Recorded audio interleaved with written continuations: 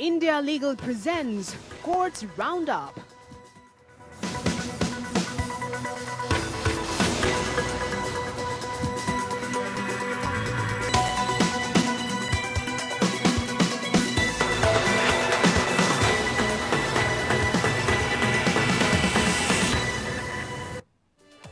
नमस्कार, courts roundup में स्वागत है आपका और मैं हूं आपके साथ नेहा दुबे। इस बुलेटिन में अगले आधे घंटे हम आपको कोर्ट से जुड़ी तमाम छोटी बड़ी खबरों से करवाएंगे रूबरू। कोर्ट की कार्रवाई और सुप्रीम कोर्ट से लेकर हाई कोर्ट और लो कोर्ट्स तक के फैसलों को रखेंगे आपके सामने। आगे बढ़ने से पहले एक नजर हेडलाइंस पर।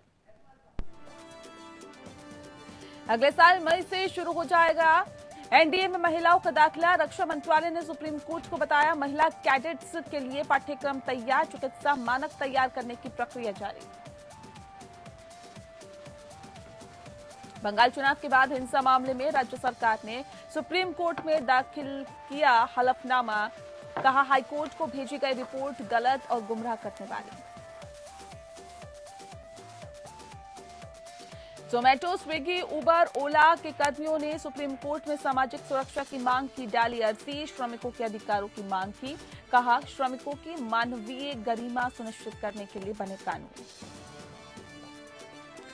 सुप्रीम कोर्ट कॉलेजियम ने जजों की ट्रांसफर को लेकर केंद्र सरकार को भेजी सिफारिश। अप्रूवल के बाद 13 हाईकोर्ट को नए चीफ जस्टिस मिलेंगे। 5 चीफ जस्टिस और हाईकोर्ट के 17 जजों का ट्रांसफर किया जाएगा।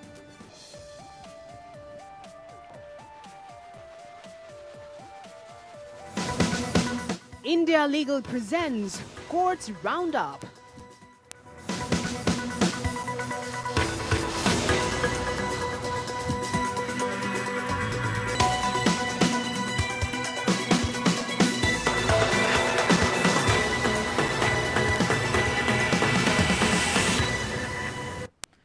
केंद्र सरकार ने सुप्रीम कोर्ट को बताया कि भारतीय सेना, नेवी और एयरफोर्स में महिलाओं को एनडीए के जरिए दाखिला शुरू किया जाएगा, जिसके लिए सरकार मई 2022 तक जरूरी इंतजाम पूरा कर लेगी। मई 2022 की डेडलाइन को पूरा करने के लिए रक्षा मंत्रालय ने तैयारी शुरू कर दी है।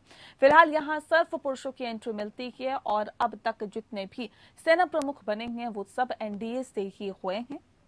केंद्र के हलफनामे में ये भी स्पष्ट नहीं किया गया है कि पहले बैच में कितनी महिला कैडेट्स को प्रशिक्षित किया जाएगा, लेकिन बताया गया है कि ये भर्ती कैडर अनुपात और कैडर संरचना, विशिष्ट सेवा अकादमी में कैडर रखने की क्षमता, रोजगार आदि सहित कई कारणों पर निर्भर करेगी।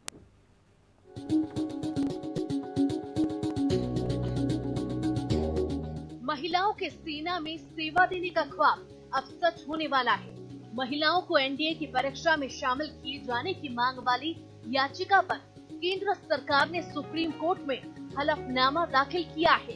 इसमें तमाम जानकारी दी गई है। नेशनल डिफेंस अकादमी मई 2022 में महिलाओं को प्रवेश परीक्षा में बैठने की इजाजत देगी। इस तरह जनवरी 2023 में महिला कैडेटों के अपने पहले बैच की ट्रेनिंग के लिए तैयारी होगी।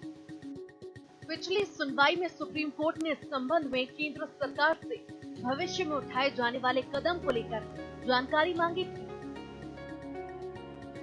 हलफनामे में सरकार ने कहा है कि रक्षा सेवाओं द्वारा एक अध्ययन समूह का गठन किया गया है, जिसमें भारतीय सशस्त्र बलों के संयुक्त रक्षा सेवा प्रशिक्षण संस्थान और अधिकारियों के एक बोर्ड और विशेषज्ञ शामिल हैं, जो महिला कैडेटों के लिए एक व्यापक पाठ्यक्रम तैयार करेंगे। अधिकारियों को एनडीए में महिला कैडेटों के प्रशिक्षण के लिए एक समग्र और भविष्य का प्रस्ताव देने के लिए बुलाया गया है। हलफनामे में यह स्पष्ट नहीं किया गया है कि पहले बेंच में कितनी महिला कैडेटों को प्रशिक्षित किया जाएगा।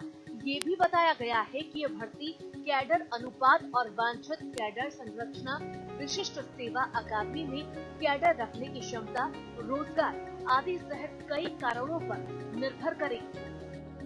हलफनामे में कहा गया है कि पुरुषों के लिए तो पहले ही एनडीए के लिए शारीरिक मानदंड बनाए गए हैं। अब महिला अफसरों के लिए भी उपयुक्त चिकित्सा मानक तैयार करने की प्रक्रिया जारी है। सशस्त्र बल चिकित्सा सेवा महानिदेशालय और विशेषज्ञों का निकाय तीनों रक्षा सेवाओं के लिए उम्र, प्रशिक्षण की प्रकृति जैसे विभिन्न पहलुओं को ध्यान में रखते हुए चिकित्सा मानकों का निर्धारण और निर्माण करेगा। थल सेना, नौसेना और वायुसेना की कार्यात्मक और परिचालन संबंधी आवश्यकताएं भी देखी जाएंगी।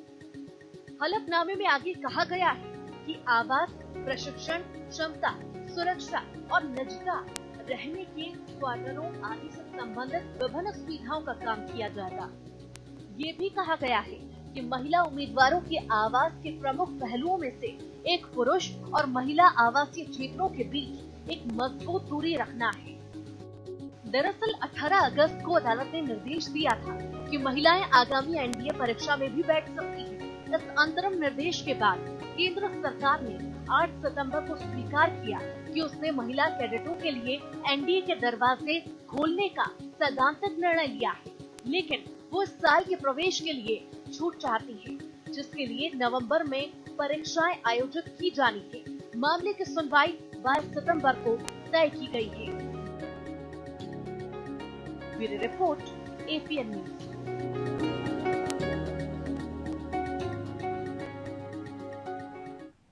वहीं सुप्रीम कोर्ट कॉलेजियम ने जजों के ट्रांसफर को लेकर केंद्र सरकार को सिफारिश भेज दी है। अप्रूवल के बाद 13 हाईकोर्ट को नए चीफ जस्टिस मिलेंगे। वहीं 5 चीफ जस्टिस और हाईकोर्ट के 17 जजों को ट्रांसफर भी किया जाएगा।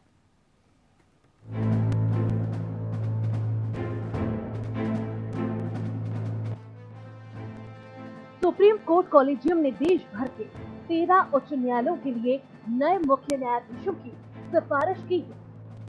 सुप्रीम कोर्ट कॉलेजियम ने उच्च न्यायालयों में 17 न्यायाधीशों की स्थानांतरण की सिफारिश की है। इनमें से 5 मुख्य न्यायाधीश हैं, जिन्हें अन्य उच्च न्यायालयों से स्थानांतरित किया जाएगा। 8 न्यायाधीश हैं, जिन्हें मुख्य न्यायाधीश के रूप में पदोन्नत किया जाएगा। 16 सितंबर को भारत के मुख्य न्यायाधीश एन.वी. रमन्ना की अध्यक्षता में कॉलेजियम की बैठक में ये निर्णय लिया गया।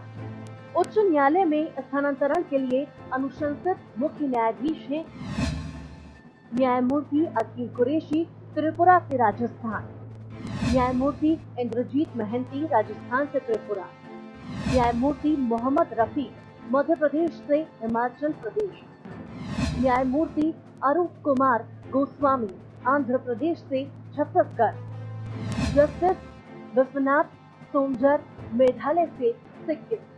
विभिन्न उच्च न्यायालयों में मुख्य न्यायाधीशों के रूप में नियुक्ति के लिए अनुशंसित 8 मूल न्यायाधीश हैं। न्यायमूर्ति राजेश बिंदल, इलाहाबाद, न्यायमूर्ति प्रकाश श्रीवास्तव, कलकत्ता, न्यायमूर्ति पी.के. मिश्रा, आंध्र प्रदेश, न्यायमूर्ति ऋतुराज अवस्थी, कर्नाटक, न्यायमूर्ति सतीश चंद्र शर्मा, तेलंगाना, न्यायमूर्ति अरविंद कुमार, गुजरात, न्यायमूर्ति आर.बी. मलिमठ, मध्य प्रदेश, न्यायमूर्ति रंजीत बी. मोरे, मेघालय। कॉलेजियम में पिछले महीने सुप्रीम कोर्ट ने 9 जजों की नियुक्ति के लिए सिफारिश की थी। उन सिफारिशों को केंद्र सरकार ने 1 सप्ताह के भीतर मंजूरी दे दी थी, जिससे सर्वोच्च न्यायालय की कार्यशक्ति 24 से 33 हो गई थी। केंद्र सरकार अब तक उन 68 न्यायिक अधिकारियों और वकीलों को विभिन्न हाईकोर्ट में जज बनाने को लेकर फैसला नहीं कर सकती है, जिनके नाम सुप्रीम कोर्ट कॉलेजियम ने पिछले महीने अपनी सिफारिश में भेजे थे। आज फिर कॉलेजियम ने केंद्र को नामों की सूची भेजी है। इसमें जस्टिस यशवंत वर्मा को इलाहाबाद हाईकोर्ट से दिल्ली हाईकोर्ट ट्रांसफर करने की सिफारिश की गई है। Bureau report, APN news. Food delivery application Zomato और स्विगी और टैक्सी एग्रीगेटर एप्लीकेशन ओला और उबर सहित नियोक्ताओं से सामाजिक सुरक्षा लाभ के लिए गिग वर्कर्स द्वारा सुप्रीम कोर्ट के समक्ष एक याचिका दायर की गई है। याचिकाकर्ताओं ने तर्क दिया है कि चूंकि वे एग्रीगेटर्स के साथ एक रोजगार संबंध है और ऐसे में इसीलिए वे सामाजिक सुरक्षा कानून के अनुसार कार्यकर्ता की परिभाषा के अंतर्गत आते हैं। इसके अलावा याचिकाकर्ताओं ने यह भी प्रस्तुत किया कि वे असंगठित श्रमिक समाज कल्याण सुरक्षा अधिनियम 2008 के तहत असंगठित श्रमिक हैं और इसीलिए सामाजिक सुरक्षा के हकदार हैं। ये तर्क दिया गया था कि अधिनियम के तहत उन्हें पंजीकृत करने में राज्य की विफलता, उनके मौलिक अधिकारों का उल्लंघन, खासकर जब से श्रमिकों को अनिवार्य और बुनियादी मानवीय गरिमा सुनिश्चित करने के लिए राज्य की नीति निदेशक सिद्धांतों के अनुसार कानून बनाया गया है। याचिकाकर्ताओं ने कहा कि प्रतिवादी कंपनियां दावा कर रही है कि उनके और याचिकाकर्ताओं के बीच रोजगार का कोई अनुबंध नहीं है और याचिकाकर्ताओं के साथ उनके संबंध साझेदार की प्रकृति के हैं। इस संबंध में ये दावा किया गया था कि प्रतिवादी कंपनियां उन लोगों के साथ काम करने के तरीके पर पूर्ण पर्यवेक्षण और नियंत्रण रखती है जिन्हें एप्लीकेशन पर पंजीकरण करने की अनुमति है। इसके अलावा ये प्रस्तुत किया गया था कि निश्चित अवधि के रोजगार अनुबंध इसे ले लो या छोड़ दो की प्रकृति में है और कामगारों के पास अपनी आजीविका के लिए उक्त अनुबंधों पर हस्ताक्षर करने के अलावा कोई विकल्प नहीं है। याचिकाकर्ताओं ने यूके के सुप्रीम कोर्ट के फैसले पर भी भरोसा किया है जिसमें कहा गया था कि उबर ड्राइवर न्यूनतम वेतन भुगतान की गई वार्षिक छुट्टी और अन्य श्रमिकों के अधिकारों के हकदार श्रमिक है। पश्चिम बंगाल चुनाव के बाद हिंसा के मामले पर राज्य सरकार ने सुप्रीम कोर्ट में हलफनामा दाखिल किया है। ममता सरकार ने हलफनामे में एनएचआरसी की टीम की ओर से कोलकाता हाईकोर्ट को भेजी गई रिपोर्ट गलत और गुमराह करने वाली बताई है। ममता सरकार ने हलफनामे में बीजेपी को ही चुनाव के दौरान राज्य का माहौल खराब करने का जिम्मेदार बताते हुए कहा कि एनएचआरसी की जांच समिति में बीजेपी के ही लोग थे, इसलिए जो रिपोर्ट हाईकोर्ट को भेजी गई थी वो एजेंडे के तहत तैयार की गई है। इसके अलावा हाईकोर्ट के द्वारा मामले की जांच सीबीआई को दिए जाने पर सवाल उठाते हुए कहा कि राज्य पुलिस की जांच में क्या खामियां हैं। राज्य सरकार ने हलफनामे में ये भी कहा गया कि हाईकोर्ट के आदेश के अंदर राज्य पुलिस के बारे में कुछ भी नहीं कहा है और राज्य पुलिस की जांच में खामी या कमियां हैं। तो राज्य सरकार ने सुप्रीम कोर्ट में जो कुछ भी कहा, सुप्रीम कोर्ट के साथ ही आपको बता दें कि ये बताया जा रहा है कि बंगाल चुनाव के बाद जो हिंसा का मामला है, इस मामले पर राज्य सरकार ने सुप्रीम कोर्ट में हलफनामा दाखिल किया। ममता सरकार ने हलफनामे में एनएचआरसी की टीम की ओर से कोलकाता हाईकोर्ट को भेजी गई रिपोर्ट गलत और गुमराह करने वाली बताई है।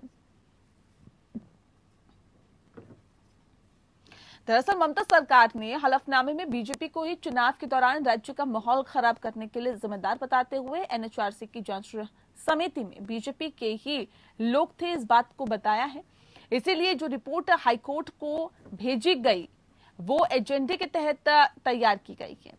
इसके अलावा हाईकोर्ट के द्वारा मामले की जांच सीबीआई को दिए जाने पर सवाल उठाते हुए कहा कि राज्य पुलिस की जांच में क्या खामियां हैं और राज्य सरकार ने हलफनामे में ये भी कहा कि हाईकोर्ट के आदेश में राज्य सरकार के बारे में भी नहीं कहा है और कुछ भी नहीं कहा है, इस बात को कहा गया। साथ ही राज्य पुलिस की जांच में खामी या कमी क्या है।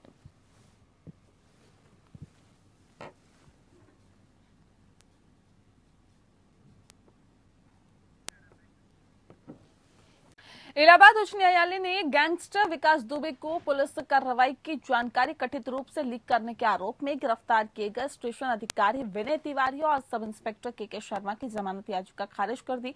एकल न्यायाधीश न्यायमूर्ति प्रदीप कुमार श्रीवास्तव ने जमानत याचिका खारिज करते हुए कहा कि स्पष्ट है कि आरोपियों आवेदकों को पुलिस छापे के संबंध में पूर्व सूचना थी और उन्होंने इसे गैंगस्टर को रखा। कोर्ट ने कहा है कि ऐसे पुलिसकर्मी हैं संख्या में बहुत कम हो सकते हैं और जो अपने विभाग की तुलना में गैंगस्टर्स के प्रति अधिक वफादार दिखते हैं और ऐसे में जो उन्हें सबसे अच्छी तरह से ज्ञात हो।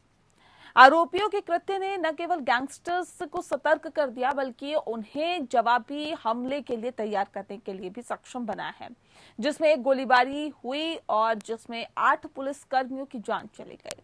आदेश में कहा गया कि यह भी स्पष्ट है कि मुख्य आरोपी व्यक्तियों को पुलिस छापे की पूर्व सूचना थी और स्वाभाविक रूप से वर्तमान तथ्यों में ये जानकारी पुलिस द्वारा प्रकट की गई, जिसने न केवल मुख्य अभियुक्तों को सतर्क कर दिया बल्कि उन्हें हमले की तैयारी करने और ऐसा जघन्य अपराध करने का पूरा अवसर प्रदान किया जिसमें अंचल अधिकारी सहित 8 पुलिसकर्मियों को गोली लगने से चोटें आईं और उनकी मृत्यु हो गई।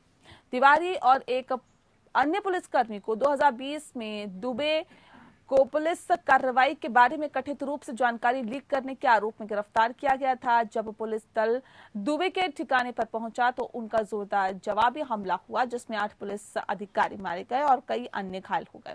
कोर्ट ने यह भी कहा कि पार्टी में संगठित अपराधी में शामिल गैंगस्टर्स और अपराधियों का स्वागत करने वाले राजनीतिक दलों की एक संबंधित प्रवृत्ति है और कोर्ट ने कहा कि पार्टी ऐसे गैंगस्टर्स का समर्थन करने और उनकी रक्षा करने और रॉबिन हुड की एक काल्पनिक छवि फैलाने की कोशिश करती है। गौरी लंकेश हत्याकांड मामला में पुलिस, आपको बता दें कि जो भी पुलिस की कार्रवाई हुई हो, लेकिन सुप्रीम कोर्ट में सुनवाई इस दौरान हुई और इस दौरान सुप्रीम कोर्ट ने कर्नाटक हाई कोर्ट के फैसलों को चुनौती देने वाली याचिका पर फैसला सुरक्षित रख लिया। कोर्ट अपने फैसले में तय करेगा कि आरोपी मोहन नायक के खिलाफ KCOCA के तहत मुकदमा चलेगा या फिर नहीं। दरअसल गौरी की बहन और फिल्म निर्माता कविता लंकेश ने याचिका दाखिल कर मामले में आरोपी मोहन नायक के खिलाफ कर्नाटक संगठित अपराध नियंत्रण अधिनियम KCOCA के तहत आरोपों को खारिज कर दिया था। जजों की नियुक्ति, ट्रांसफर की सिफारिश गौरी लंकेश की बहन कविता लंकेश ने सुप्रीम कोर्ट में एक याचिका दायर की थी। याचिका में कविता लंकेश ने मांग की है कि गौरी लंकेश हत्याकांड की जांच को MM कलबुर्गी, नरेंद्र दाभोलकर और गोविंद पानसरे की जांच के साथ जोड़ दिया जाए। साथ ही पूरी जांच प्रक्रिया को केंद्रीय जांच ब्यूरो को सौंप दिया जाए। दरअसल कर्नाटक हाईकोर्ट ने गौरी लंकेश हत्या केस में मोहन नायक, जो कि आरोपी है, उसके खिलाफ कर्नाटक संगठित अपराध नियंत्रण अधिनियम KCOCA के तहत लगाए गए आरोपों को खारिज कर दिया था। ऐसे में आरोपी इसे आधार बनाकर जमानत न ले पाए, इसके लिए कविता ने सुप्रीम कोर्ट का रुख किया।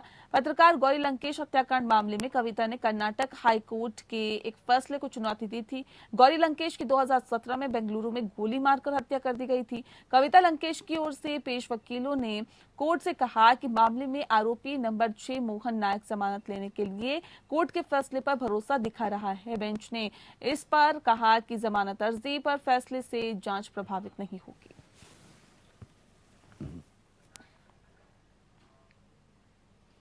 हिमाचल प्रदेश हाईकोर्ट ने कहा है कि CRPC के अध्याय नंबर 9 के तहत अंतरिम भरण पोषण देना प्राथमिक उपचार देने जैसा है, जो पत्नी और बच्चों को दर दर भटकने, खानाबदोशी और उनके परिणामों से बचाता है। हाईकोर्ट ने ये टिप्पणी एक पति की तरफ से दायर याचिका पर सुनवाई करते हुए की है, जिसने फैमिली कोर्ट के आदेश को रद्द करने की मांग की थी। चूंकि इस आदेश को सत्र न्यायालय ने भी बरकरार रखा था, फैमिली कोर्ट ने याचिकाकर्ता पति को निर्देश दिया था कि वह अपनी पत्नी और बच्चों को 2000 रुपए मासिक अंतरिम भरण पोषण के तौर पर प्रदान करें।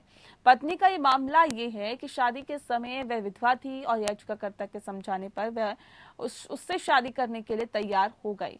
दूसरी ओर याचिकाकर्ता पति ने तर्क दिया कि महिला लाभ प्राप्त कर रही है जो विधवाओं को दिया जाता है और उन दोनों के बीच विवाह कभी नहीं हुआ। भरण पोषण का आदेश तब दिया गया जब 3 बच्चों की मां पत्नी ने CRPC की धारा 125 के तहत एक आवेदन दायर किया और आरोप लगाया कि याचिकाकर्ता ने अब उसको वित्तीय सहायता प्रदान करना बंद कर दिया और सारा पैसा शराब पर खर्च कर देता है।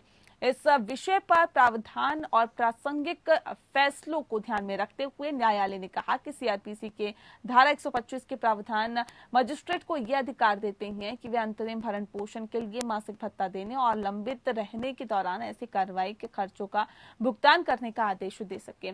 ये भी कहा गया कि हालांकि याचिकाकर्ता द्वारा शादी को चुनौती दी गई क्या और कहा गया है कि शादी कभी हुई ही नहीं थी, फिर भी ये सबूत के अधीन है और तत्काल याचिका में कोर्ट का संबंध अंतरिम भरण पोषण से है और इससे ज्यादा कुछ नहीं है। इसीलिए अदालत का विचार है कि प्रथम दृष्टया ये मामला बनता है कि पत्नी अलग रह रही है और वह आर्थिक रूप से सक्षम नहीं है। हालांकि कोर्ट ने यह भी स्पष्ट किया कि यह आदेश किसी भी पक्ष को कानून के अनुसार CRPC की धारा 127 के तहत कानूनी उपायों की तलाश करने के लिए प्रतिबंधित नहीं करेगा।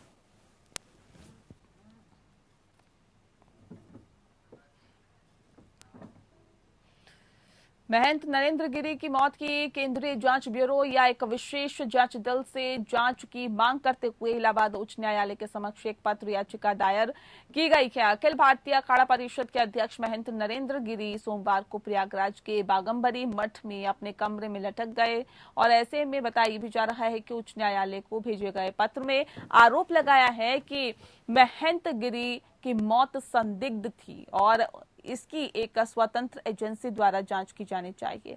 इसके अलावा पत्र में प्रयागराज के वरिष्ठ पुलिस अधीक्षक एसएसपी और जिला मजिस्ट्रेट डीएम को निलंबित करने के निर्देश भी मांगे गए हैं। दरअसल इलाहाबाद हाईकोर्ट के मुख्य न्यायाधीश के समक्ष दाखिल इस जनहित याचिका में कहा गया कि मठ की संपत्ति के गबन को लेकर विवाद है। अखबार की खबर के बड़े पुलिस अधिकारियों और भूमाफियाओं के लिप्त होने की आशंका जताई गई है। साथ ही इस मामले में 3 लोगों की गिरफ्तारी की गई है। इसीलिए घटना की जांच सीबीआई से कराई जाए या न्यायिक जांच हो या एसआईटी गठित की जाए। पत्र याचिका में जिलाधिकारियों और एसएसपी को जांच के दौरान निलंबित करने की भी मांग की गई है। याचिका के अंदर याचिका कहना है कि राज्य मशीनरी महंत की सुरक्षा करने में नाकाम रही है। पहले तो मेरी ये प्रेयर है कि इसकी सीबीआई जांच की जाए और इलाहाबाद के डीएम और एसएसपी को तत्काल सस्पेंड किया जाए। ये छोटा मोटा इशू नहीं है, ये 100 करोड़ से ज़्यादा हिंदुओं की आस्था पर एक चोट है। जो हमारे गुरु हैं उनकी ऐसी संदिग्ध परिस्थितियों में सुसाइड नोट मिल रहा है। ये 100 करोड़ जनता इस पर विश्वास करने वाली नहीं है। कई पन्नों का सुसाइड नोट मिला है, ये सब मैनिपुलेट किया गया है। कहीं ना कहीं जालसाजी फर्जी तरीके से इनकी हत्या हुई है। और चलिए इसी के साथ फिलहाल इस बुलेटिन में इतना ही। नमस्कार। India Legal presents Courts Roundup.